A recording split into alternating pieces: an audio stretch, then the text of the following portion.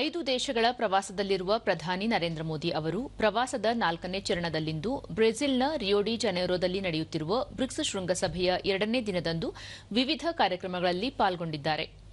ಪ್ರಧಾನಿ ನರೇಂದ್ರ ಮೋದಿ ಹಾಗೂ ಬ್ರೆಜಿಲ್ ಅಧ್ಯಕ್ಷ ಲೂಯಿಸ್ ಇನಾಸಿಯೋ ಲುಲಾ ಡ ಸಿಲ್ವಾ ಸೇರಿದಂತೆ ಬ್ರಿಕ್ಸ್ ದೇಶಗಳ ನಾಯಕರು ಗುಂಪು ಛಾಯಾಚಿತ್ರ ಕಾರ್ಯಕ್ರಮದಲ್ಲಿ ಭಾಗಿಯಾಗುವ ಮೂಲಕ ತಮ್ಮ ಒಗ್ಗಟ್ಟು ಪ್ರದರ್ಶಿಸಿದರು. ಬಳಿಕ ಪರಿಸರ ರಕ್ಷಣೆ, ಕಾಪ್30, ಜಾಗತಿಕ ಆರೋಗ್ಯ ಸೇರಿದಂತೆ ವಿವಿಧ ವಿಷಯಗಳ ಕುರಿತು ಸಮಾಲೋಚನೆ ನಡೆಯಲಿದೆ.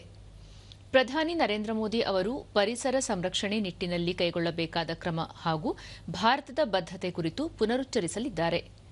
ಮುಂದಿನ ತಲೆಮಾರಿಗೆ ಭೂಗ್ರಹವನ್ನು ಉಳಿಸಬೇಕಾದ ನಿಟ್ಟಿನಲ್ಲಿ ಭಾರತ ಕೈಗೊಂಡಿರುವ ಮಹತ್ವದ ಕ್ರಮಗಳ ಬಗ್ಗೆ ವಿವರಿಸಲಿದ್ದಾರೆ. ಅಂತಾರಾಷ್ಟೀಯ ಸೌರಶಕ್ತಿ ಒಕ್ಕೂಟ, ಜೈವಿಕ ಇಂಧನ ಒಕ್ಕೂಟ, ಪ್ರಾಕೃತಿಕ ವಿಕೋಪ ನಿರೋಧಕ್ಕೆ ಮೂಲಸೌಕರ್ಯ ನಿರ್ಮಾಣ ಮೈತ್ರಿಕೂಟ ಸೇರಿದಂತೆ ವಿವಿಧ ವಿಷಯಗಳ ಕುರಿತು ಪ್ರಧಾನಿ ವಿಚಾರ ಮಂಡಿಸಲಿದ್ದಾರೆ. ಇದೇ ವೇಳೆ ಸಾಂಕ್ರಾಮಿಕ ಮತ್ತು ಮಾರಣಾಂತಿಕ ರೋಗಗಳ ನಿರ್ಮೂಲನೆಗಾಗಿ ಬ್ರಿಕ್ಸ್ ಸಹಭಾಗಿತ್ವಕ್ಕೆ ಚಾಲನೆ ದೊರೆಯಲಿದೆ. ಬಳಿಕ ಪ್ರಧಾನಿಯವರು ರಾಜಧಾನಿ ಬ್ರೆಸಿಲಿಯಾಗೆ ಭೇಟಿ ನೀಡಲಿದ್ದಾರೆ.